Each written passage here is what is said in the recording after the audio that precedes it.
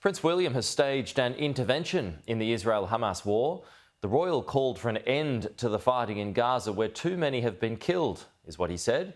Rhiannon Mills has the story.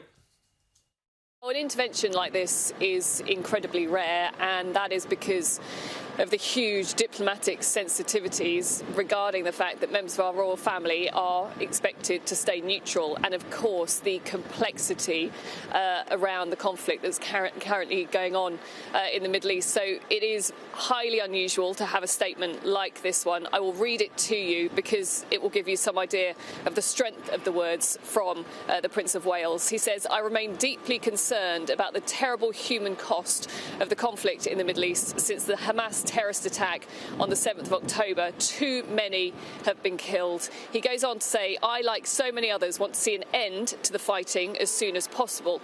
There is a desperate need for increased humanitarian support to Gaza. It's critical that aid gets in and the hostages are released. Sometimes it's only when faced with the sheer scale of human suffering that the importance of permanent peace is brought home.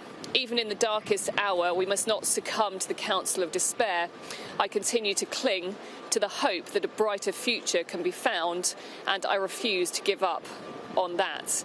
Now, if we put this into some context, Prince William travelled to the region back in 2018, and it's still seen as one of his most diplomatically sensitive and difficult trips that he's conducted on behalf of the royal family. He was the first member of the family to travel to Israel and the occupied Palestinian territories, and I think the fact that he is making this statement today shows what a lasting impact that tour had on him. But I think there will be some out there who will look at this statement with interest, wonder whether or not he has stuck his head above the parapet too much.